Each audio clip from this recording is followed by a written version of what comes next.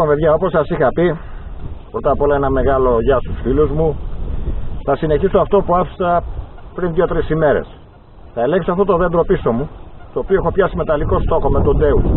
Έβαλα το παλμογράφο, το πρόγραμμα παλμογράφου στον Ντέους και μου δίνει αρκετές πιθανότητες να είναι ευγενές, αλλά να είναι κάτι άλλο. Θα τα ανοίξω και θα δούμε τι έχει το δέντρο μέσα. Πιθανότητα να είναι και από τον κεραυνό κάτι, μπορεί να είναι ένα μολύβι, μπορεί να είναι και ένα κολαού.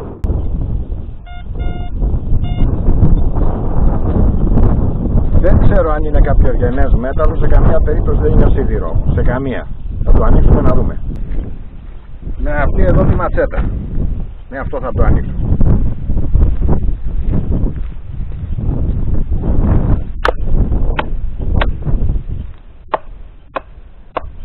Σε αυτό το σημείο που βλέπετε το έχει κάψει ο κεραυνός και είναι πάρα πολύ σκληρό. Θα δω πώς θα το ανοίξω. Εδώ φαίνονται οι σφαίρες που έχουν καρφωθεί στο δέντρο. Πιθανότατα να είναι κάποια σφαίρα που δεν βρήκε το φουκαρά από τον Αντάρτη και να καρφώθηκε στο δέντρο. Στο δέντρο αυτό έχει εκτελεστεί ένας Αντάρτης. Σε κάποια ενέδρα που στήσανε οι χίτες, η ομάδα Χ του Γρίβα του Διγενή, συνέλαβαν τον έναν, του έκαψαν το κεφάλι γιατί νόμισαν ότι είναι επικηρυγμένος. Το πήγαν εκεί που έπρεπε να το πάνε, αλλά όπως τους είπανε δεν καταζητείται και δεν πήραν την αμοιβή της λίρες. Έτσι δουλεύαν τότε οι μεν με τους δε. Οι δεξιοί σκότωναν τους αριστερούς και τους πήγαν τα κεφάλια δεν ξέρω πού και έπαιρναν αμοιβή γι' αυτό και αγόραζαν συνήθως χειροβομβίδες και όπλα. Από την άλλη μεριά οι αριστεροί για να επιβιώσουν στο βουνό καταφεύγαν στο πιάτσικο, στο παιδομάζωμα, ό,τι άλλο μπορούσαν να κάνουν. Μιλάω για τους αριστερούς μετά το 1944 τον Οκτώβρη. Αυτή ήταν τότε η κατάσταση που έζησαν οι γονείς και οι παππούδες μας. Και εύχομαι να μην την ξαναζήσουμε, έτσι. Πίσω μου εκεί είναι το μονοπάτι από που ήρθαν οι δύο αντάρτες. Η πληροφορία έλεγε πως θα περάσουν στη συγκεκριμένη μέρα, συγκεκριμένη ώρα, δύο επικηρυγμένοι αντάρτες. Τα δυτικά ήταν κρυμμένοι τα τάγματα ασφαλείας. Κάποιος που φοβότανε τις μάχες, από το δικό μου το χωριό, είναι το Παρόρι της Λακωνίας, ένα πολύ όμορφο χωριό, φοβήθηκε και φώναξε δυνατά άλτηση από μακριά ώστε να ακούσουν οι αντάρτες και να φύγουν. Τελικά γίνεται μάχη, γλίτωσε ο ένας, ο άλλος όμως συνελήφθηκε και εκτελέστηκε και απαγχωνίστηκε. Περισσότερα γι' αυτό θα σας πει ο πατέρας μου που έζησε πολύ έντονα εκείνη την εποχή. Πίσω δε από το κάστρο του Βαρσινίκου, ένα χωριό, υπάρχει μια περιοχή που λέγεται Λαντζινίκος. Εκεί λοιπόν παίρνω μια εντολή ότι την τάδε μέρα και την τάδε ώρα θα περάσουν δύο αντάρτες επικηρυγμένοι. Κάθε επικηρυγμένος αντάρτης ήταν, αν παρουσίαζε έναν επικηρυγμένο αντάρτη, τον ίδιο ή το κεφάλι του, έπαιρνε 500 δραχμές από τη στρατολογία, από τη ταξιαρχία, με τις οποίες 500 δραχμές αγόραζες 10 χειρομοβίδες γέλης. Πήγαμε λοιπόν τότε, πράγματι, ήρθαν οι αντάρτες, αλλά οι δύο, αλλά μακριά ακόμα ήταν κάποιος από φόβο, δεν ξέρω από τι, φωνάζει άλλο. Και γυρίζουν πίσω και φεύγουν. Τους χτυπήσανε, σκοπέτασαν με τον έναν, αλλά δυστυχώς αυτός η λύπη μας δεν ήταν επικηρυγμένος και δεν πήραμε τις 500 δραχμές να πάρουμε τις 10 χειρομοβίδες. Σκέψου ποια ζωή έχουμε ζήσει και πώς είμαστε τώρα και παραπλευρώνες. Να είμαστε καλά.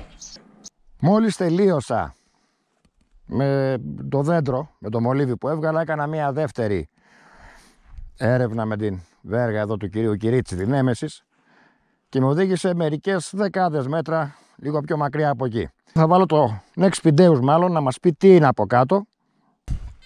Εδώ παιδιά έχουμε ένα δεύτερο έβριμα, όχι καλά νούμερα, αλλά επειδή είναι πλαγιά και μπορεί να μην το έχω πιάσει καλά, θα το ανοίξω.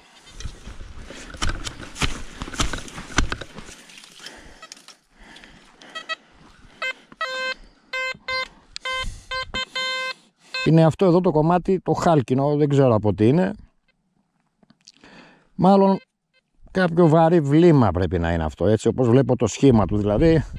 Τελικά γελάστηκα με την ταυτοποίηση του χάλκινου στόχου. Δεν ήταν κομμάτι από κάποιο βλήμα βαρέως όπλου. Ήτανε η λαβή από μαγειρικό σκεύος, από σερβίτσιο. Λέγεται αλπακάς. Έφτιαχναν τη λαβή στα πυρούνια, στα κουτάλια από λαμαρίνα και την επίστρωναν με άργυρο, έτσι ώστε να είναι αισθητικά πιο όμορφα και να μην πιάνουν μικρόβια. Έχει και ο άργυρος αντιμικροβιακή δράση όπως και ο χαλκός, ίσως λίγο λιγότερη. Τέτοια σερβίτσια ξεκινήσανε στην δεκαετία του 20 και όταν ήμουν μικρός πρόλαβα τη γιαγιά μου να τα χρησιμοποιεί ακόμα. Μάχες δεν έχουν γίνει ιδιαίτερα σκληρές στην Πελοπόννησο και ειδικά στη Λακωνία. Όμως και αυτές οι λίγες που γίνανε αφήσανε μια πολύ, θα έλεγα, άσχημη αίσθηση, μια πικρή γεύση, μια πικρή ανάμνηση σε όσους έχουν ζήσει αυτές τις καταστάσεις. Εκείνο που λες, Παναγιώτη, τα πράγματα ήταν φοβερά. Περνούσε στον δρόμο και ένας από αστεία λέει στον φίλο του, ο Πλησμένκηδίου, βάρ' αυτός είναι αριστερός. Τραβάει μια και τον σκοτώνει. Εκεί όταν περπατούσε στον δρόμο κινδύνευες, όχι αν ήσουν δεξιός ή αριστερός, αλλά με ποιον συναντάς. Θυμάμαι, εκεί στο βλέπω το κάστρο τώρα μπροστά μου και θυμάμαι την πρώτη οβίδα που έσχασε στο 43 από τους αντάρτες και χτύπησε πάνω στα τυχεία του. Όταν άκουσα το τόρμο του κρότου, είπα όρμωσα, είχαμε έναν όρμο πάνω στο κάστρο και χτυπάει τους αντάρτες. Όταν μετά από λίγο είδα την οβίδα να σκάει πάνω στο κάστρο, κατάλαβα ότι πρόκειται περί ανταρτών. Είμαστε με τη γιαγιά σου, αμέσως σηκωνόμαστε, φεύγουμε, πάμε στο χωριό, στο σπίτι και μου λέει φύγε εσύ και έρχομαι κι εγώ. Παίρνω λοιπόν το αλογάκι και φεύγω. Όταν έφτασα στο Μιστρά, ήδη ο Μιστράς ήταν περιφραγμένος σε ρατοπλέγματα. Στο φυλάκι μου θα πέρνα, εγώ ήταν ο πατέρας του αρχιφύλακας, ήρθε, μου άνοιξε και μπήκα μέσα γιατί είχαν κλείσει. Η μητέρα σου έμεινε, δεν μπορώ να φύγει, διότι μετά από 10 λεπτά φτάσανε οι αντάρτες. Οπότε αν εγώ δεν είχα προλάβει να φύγω, έφευγα 10 λεπτά αργότερα, θα με είχαν οπωσδήποτε σκοτώσει και δεν θα υπήρχα. Δύο παλιοί αντίπαλοι, ένας δεξιός και ένας κομμουνιστής, τα πήρανε στο ίδιο καφενείο και τους παίρνω συνέντευξη. Σε κάποια στιγμή λένε, ναι, εσύ που σκότωσες τον τάδε, εγώ σκότωσα τον τάδε, αλλά και εσύ έχεις σκοτώσει τον τάδε. Και το απαντάει ο δεξιός, ναι, εγώ τον σκότωσα, αυτό ήταν παλιά, το δικό σου είναι κακό. Αυτοί ήταν δύο γεροντάκια ηλικίας 89 χρονών περίπου ο καθένας, οι οποίοι είχαν διάβια πνεύματος και μου είπανε πάρα πολλά πράγματα. Θα μείνω σε ένα, θα αναφέρω ένα. Είπανε λοιπόν, τους ρώτησα, τι κάνατε εκεί στο βουνό, σκοτώνατε κανένα Γερμανό ή τρώγατε τσάπα το ψωμάκι σας? Με κοιτάει λοιπόν ο γέρος στα μάτια και μου λέει, παιδί μου, το δίστομο το ξέρεις? Ξέρω, του λέω, παππού, τη σφαγή των Γερμανών εννοούσε. Καλά, όταν κλείσανε στο γήπεδο, είχε από τότε γήπεδο στο χωριό, τους 500 ντόπιους οι Γερμανοί να τους εκτελέσουν, γιατί δεν κατεβήκατε με τα πολύβολα να τους φάτε. Και εκεί μου είπε, το δίστομο το θυμάσαι? Ωραία, του λέω, ρε παππού, αφού δεν πολεμάγατε, τι κάνατε στο βουνό? Μου λέει, παιδάκι μου, 50.000 στρατός έμεινε στην Ελλάδα για να μας αντιμετωπίσει. Αν αυτός πήγαινε στη Μέση Ανατολή, θα είχαν χάσει οι σύμμαχοι τον πόλεμο. Πραγματικά με συγκίνησε και με φώτισε πολύ η ιστορία αυτού του ωραίου γέροντα, του έστροφου, με το καθαρό μυαλό, πρώτη είχε πει τα τσιπουρά του. Τέτοιες ιστορίες πολλές.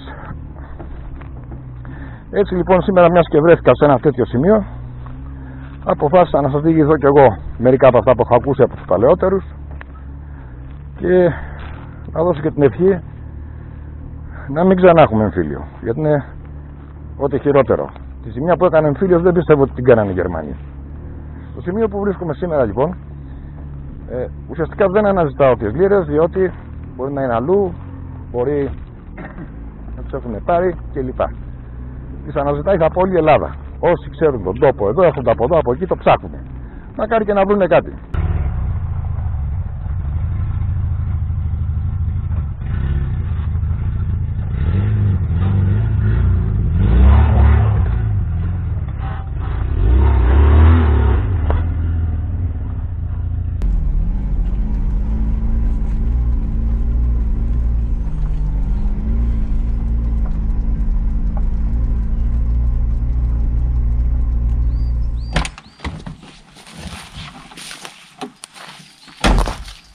Καλημέρα παιδιά και πάλι, γεια σας. Βρίσκομαι ακριβώς στο σημείο που είχε στηθεί ενέδρα.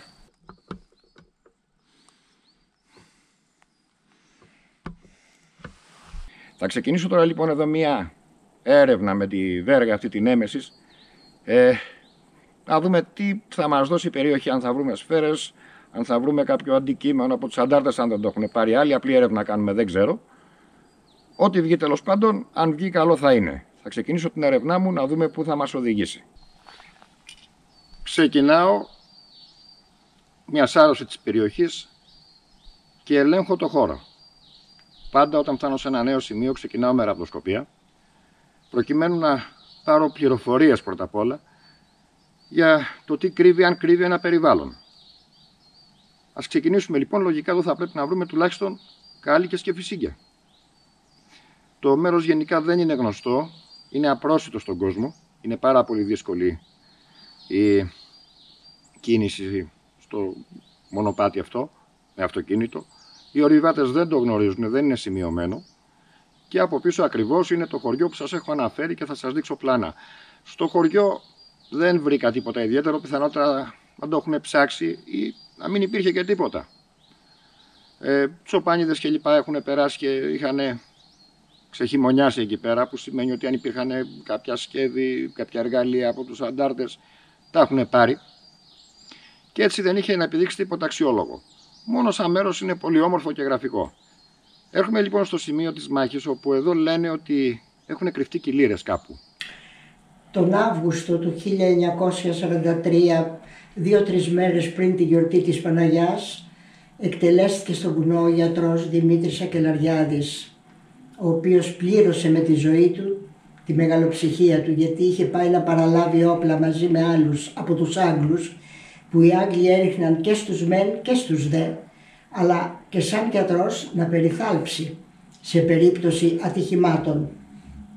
Όμως δυστυχώς πλήρωσε με τη ζωή του από έναν τότε αντάρτη του βουνού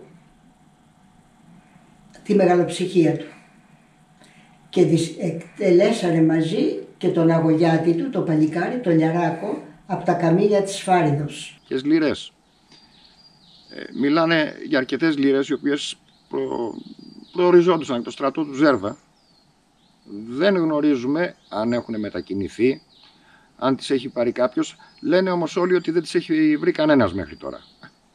Αν και γενικά δεν ασχολούμαι με θησαυρούς και λίρες, μου κίνησε την περιέργεια και θα ψάξω να δω τι έχει ο τόπος. Αν δεν βρω λίρες, θα δω τι θα βρω.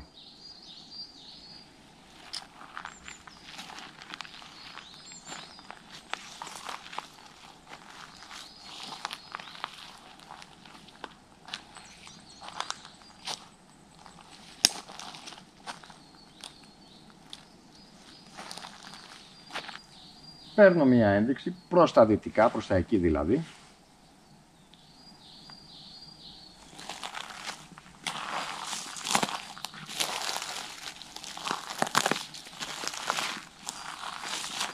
Η ένδειξη παραμένει σταθερή.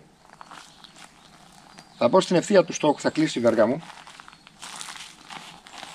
και θα προσπαθήσω να καταλάβω το είδος του στόχου που έχω εντοπίσει.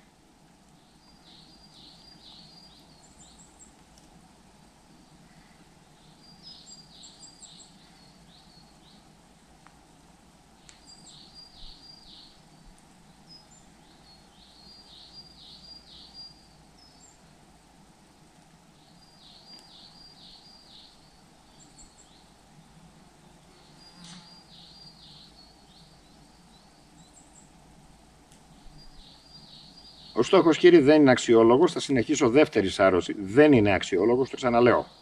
Είναι μαγνητικό πεδίο. Στο δεξί μου χέρι κρατάω μαγνήτη. Αν το ξαναπιάσω, έχουμε 100% να κάνουμε με μαγνητικό πεδίο.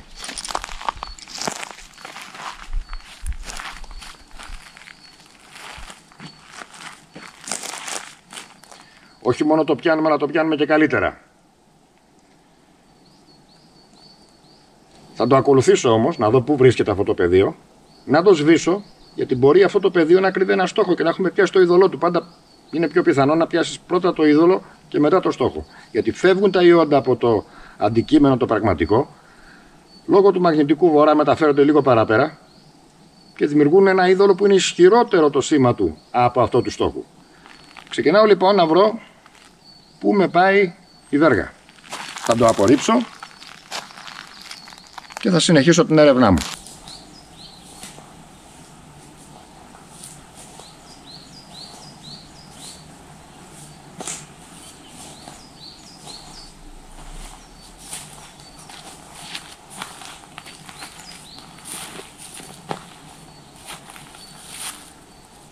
Εδώ κύριε, ο ταΐγετος είναι κάτι σαν τα δερβενάκια για το δράμαλι, για τους ραβδοσκόπους.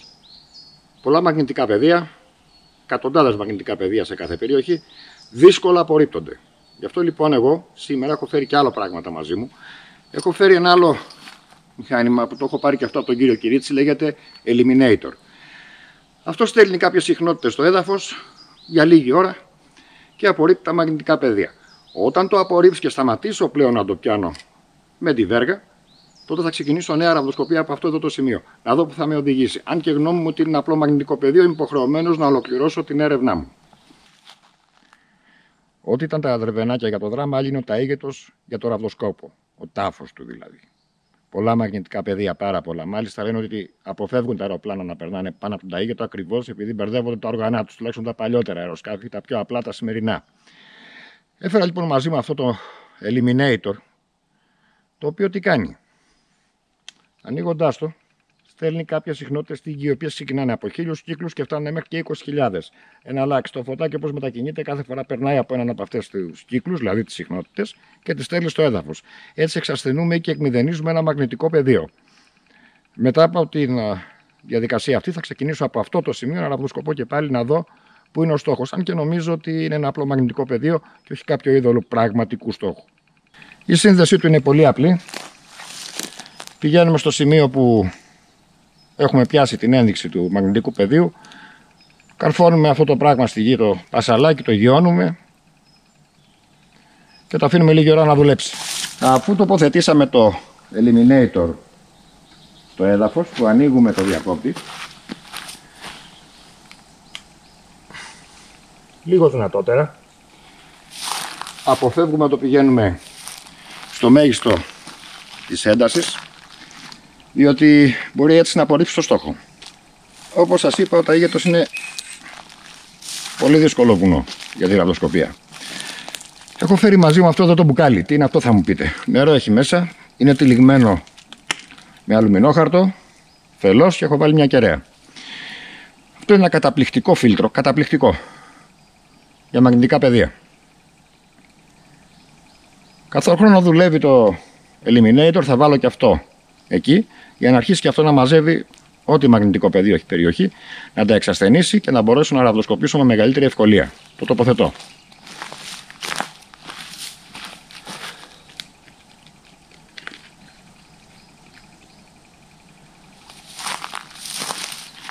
Το αφήνω εκεί και περιμένω, τίποτα άλλο.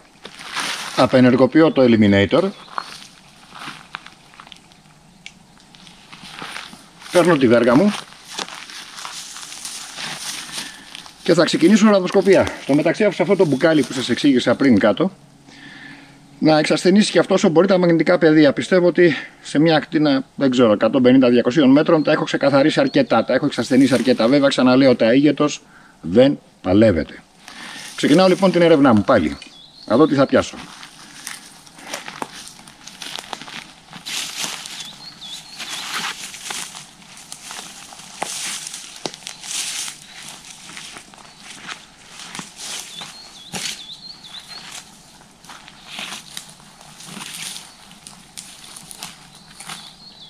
Τώρα μου έδωσε μια άλλη κατεύθυνση,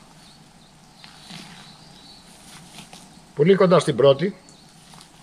Θα την ακολουθήσω.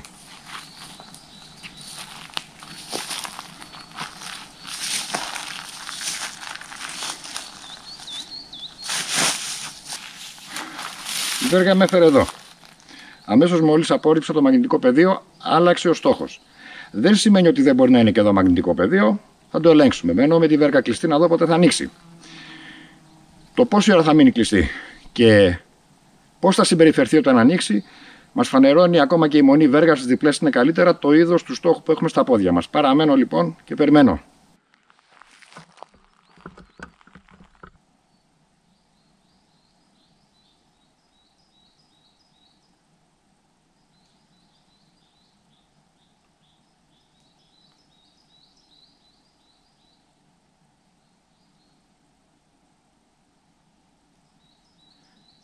Ο τρόπος που άνοιξε η βέργα φανερώνει πιθανότατα σίδερο, όχι κάτι άλλο. Σίδερο, το τονίζω. Θα βάλω το διοσκό των εξπιντέους να δούμε τι θα βγάλει εδώ πέρα.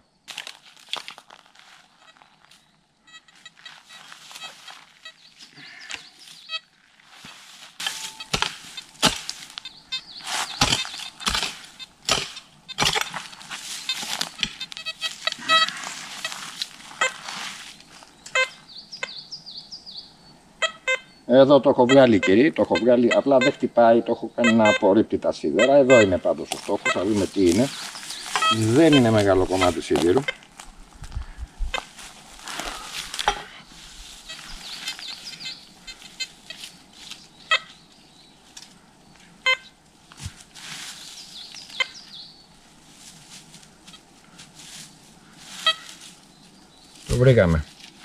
Το βρήκαμε, κύριε.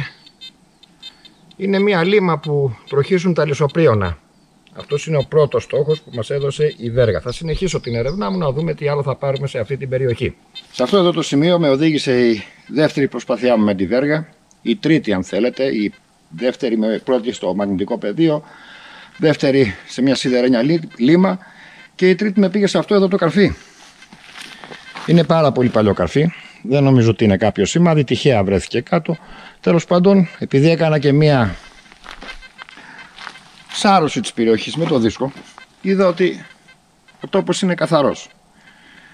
Αυτό μπορεί να σημαίνει ότι αν εδώ γινόντουσαν, ας πούμε, οι μάχες που λέγανε, έχουν κυλήσει τα χώματα, κάτι που συμβαίνει στον Ταΐγετο και έχουν πάει παρακάτω. Είναι πολύ πιθανόν.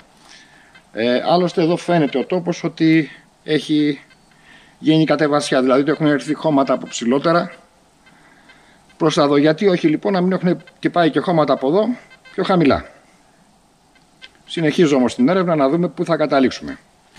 Τέταρτη λαβροσκοπική προσπάθεια με οδήγησε σε αυτό εδώ το σημείο.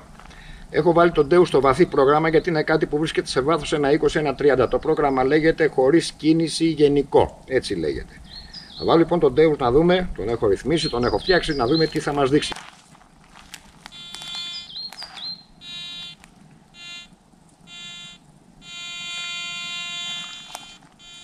Εδώ ακριβώς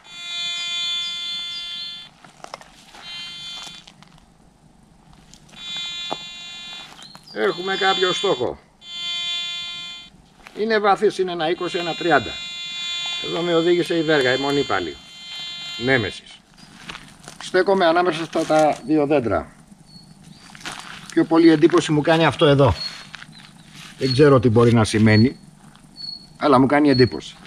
Τώρα από εκεί μου κάνει λιγότερη εντύπωση, αλλά και αυτό είναι καλό. Ύποπτο.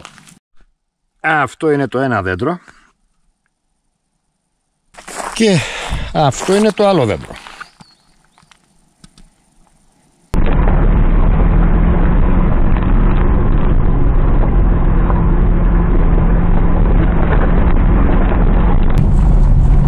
Επιστρέφω στο σπίτι με λίγα ευρήματα. Αυτό συνέβη διότι ενώ όπως σας είπα και μάλλον έτσι είναι εκεί, έχει γίνει μάχες σκληρές για τον τόπο μας, γιατί γενικά δεν είχαμε σκληρές μάχες, τουλάχιστον επάνω στον Ταΐγετο. Δεν βρήκα κάτι ιδιαίτερο εκτός από ένα βαθύ στόχο, ο οποίος δείχνει όμως να είναι κάποιο σίδερο. Μπορεί να είναι ένα όπλο, δεν ξέρω τι στην ευχή μπορεί να είναι, αλλά είναι βαθύ. Δεν θα ασχοληθώ μαζί του. Από εκεί και πέρα δεν βρήκα ευρήματα που να μαρτυρούν την τέλεση μαχών ή έστω την ύπαρξη κατασκήνωσης στρατιωτικής, αντάρτικης κλπ. Βρήκα όμως ότι σίγουρα έχει γίνει μάχη, γιατί βρήκα και ένα μολύβι εκτός από όλα τα άλλα, τη μύτη, τη βολίδα μπροστά από τη σφαίρα. Αλλά εκτός αυτού ο τόπος δεν μπορεί εδώ που ψάχνω τώρα να έχει κρυμμένες λίρες, διότι είναι, όπως λέμε, χωρίς προσωπικότητα. Δηλαδή δεν έχει κάποιο βράχο, κάποιο σημάδι, σημείο που να σου λέει ότι να βάλτα και έχεις το βράχο εδώ. Αναβαθμίδες χτήματα πρέπει να ήταν και στέκει των ανταρτών. Απλά στέκει, πέρασμα, σημείο μαχών. Θα συνεχίσω όμως την έρευνα άλλη μέρα λίγο παρακάτω, που πιστεύω ότι θα έχω καλύτερα ευρήματα. Τώρα έχω περάσει, έχω αφήσει το χωριό στα βορειοδυτικά, κατευθύνομαι δηλαδή νοτιοδυτικά. Εκεί τα περιβάλλον, θα το δείτε όταν φέρω εικόνα, είναι πιο χαρακτηριστικό. Υπάρχει μεγαλύτερη πιθανότητα να βρεις κάτι εκεί. Μολύβι από σφαίρα, παλαιό καρφί, μπαρουτόβολο. Τα μπαρουτόβολα πλήρωναν, γέμιζαν την κάνη των εμπροστογεμών όπλων καριοφίλια από το Κάριο φίλιο, ο Κάριο και ο γιος του. Αυτά χρησιμοποιήθηκαν και στην τουρκοκρατία αλλά και αργότερα από κυνηγούς. Τμήμα από μαγειρικό σκεύος από σερβίτσιο, μαχαίρι πιθανότατα, τύπου αλπακάν. Καπάκι από μπουκάλι, μεταλλικό. Θράβσματα από σφαίρα ντουμ-ντουμ, η βολίδα. Δεύτερη σφαίρα ντουμ-ντουμ. Καπάκι από φυσίκι κυνηγετικού όπλου με το καψούλι. Ένα κομμάτι χαλκού. Ένα παλιό καρφί.